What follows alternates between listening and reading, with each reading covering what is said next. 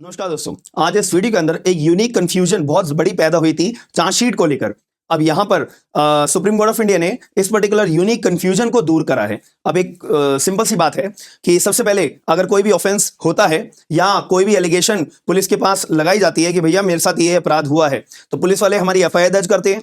FIR दर्ज करने के बाद में पुलिस वाले इन्वेस्टिगेशन करना शुरू करते हैं। इन्वेस्टिगेशन करने के बाद में पुलिस वाले अपनी चार्जशीट फाइल करते हैं। तो मैं आपको यहाँ पे लिख के भी बताना चाहूंगा। तो यहाँ पे जब चार्जशीट फाइल करी जाती है तो चार्जशीट के साथ में पुलिस वाले अपना कुछ डॉक्यूमेंट्स भी अटैच करते हैं कि उन्होंने चार्जशीट के अंदर और क्या क्या मटेरियल्स अपना कलेक्ट करे हैं, उनके भी डॉक्यूमेंट्स अटैच करे जाते हैं। तो यहाँ पर जब चार्जशीट अपनी मैजिस्ट्रेट के पास जाती है, जब चार्जशीट जो है अपनी मैजिस्ट्रेट के पास जाती है, जैसे मैंने आपको बताया, पहले एफआईआर दर्ज होगी, ठीक है जी। एफआईआर के बाद इन्वेस्टिगेशन होगी।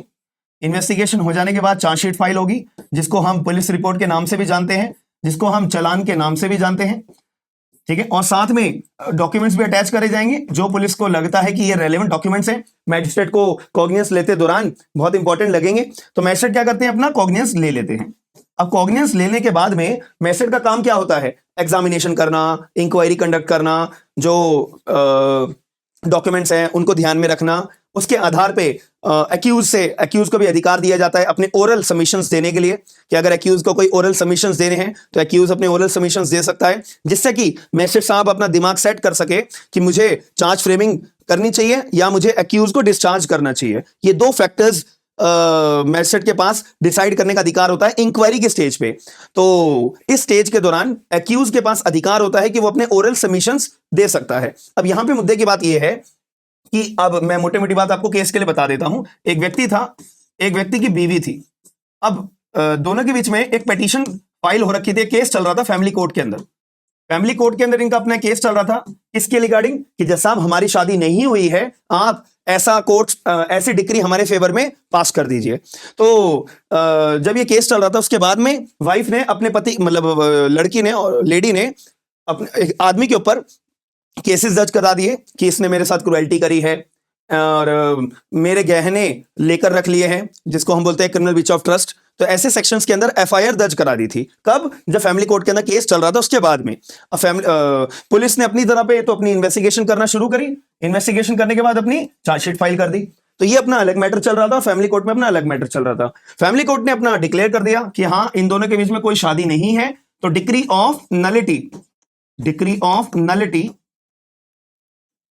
ऑफ मैरिज की डिक्री फैमिली कोर्ट ने ग्रांट कर दी थी। अब यहां पे एक ये डिक्री ग्रांट कर दी, यानी कि पति पत्नी के बीच में इन दोनों के बीच में कोई शादी नहीं है। अब 498 कैपिटल ए का मुकदमा दायर करा हुआ है वाइफ ने, तो कि ये मेरा पति है और मेरे साथ क्रुएल्टी करता है वगैरह वगैरह। हालांकि यहां पे एक आपको थोड़ा एनालिसिस समझना पड़ेगा कि क्या एक पति जो है अपनी पत्नी के ऊपर जब अगर क्रुएल्टी करता है और बाद में कोर्ट के द्वारा ये डिक्री पास कर दी जाती है कि ये दोनों आपस में पति पत्नी है ही नहीं, तो मुद्दे की बात यहां पे आती है कि क्या अब भी ये केस अपना मेंटेनेबल कोर्ट के अंदर होता है या नहीं होता है। सुप्रीम कोर्ट ने वेरियस ऑफ जजमेंट्स में इसका क्लैरिफिकेशन बतेरी बार दिया हुआ है कि अगर बाद में चल के पति पत्नी ये डिक्लेयर नहीं भी होते हैं या नलिटी हो जाती है, इनकी जो कोर्ट के द्वारा शादी जो है अमान्य अगर घोषित कर भी जाती है, तब भी ये केस मेंटेनेबल होता है। अब मुद्दे की बात यहां पे आती है, जब यहां पे ये वाला केस तो सॉल्व हो गया। अब यहां पे जो पर्टिकुलर कोर्ट के सामने जब अपना मैटर गया था, तब जब जज साहब जो है अपनी प्रोसीडिंग्स चला रहे थे, तो दूसरी तरफ एक्यूज ने, अब एक्यूज कौन होगा, हस्बैंड होगा।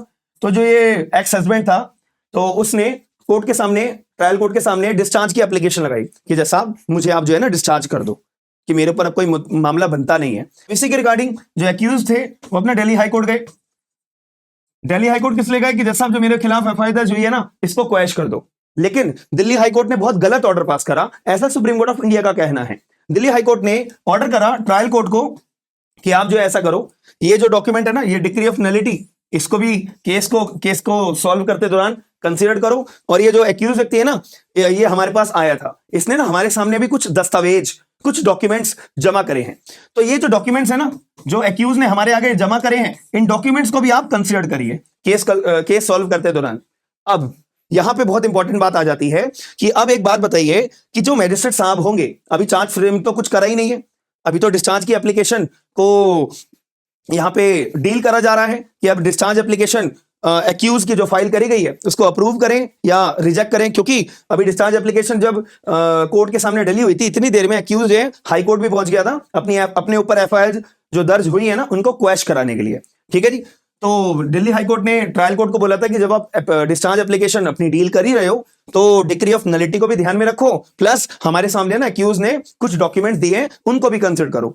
तो यहां पर ये भी सवाल आता है कि जब मैजिस्ट्रेट साहब डिस्चार्ज एप्लीकेशन अपनी डील कर रहे होते हैं, यानी कि चार्ज फ्रेमिंग से पहले की जितनी भी स्टेज होती है जब वो डील कर रहे होते हैं, तो चार्जशीट जो जमा कराई है पुलिस के द्वारा और जो डॉक्यूमेंट्स पुलिस वालों ने दिए हैं, इससे बाहर जाकर अपने डॉक्यूमेंट्स को कंसिडर करे जा सकते हैं?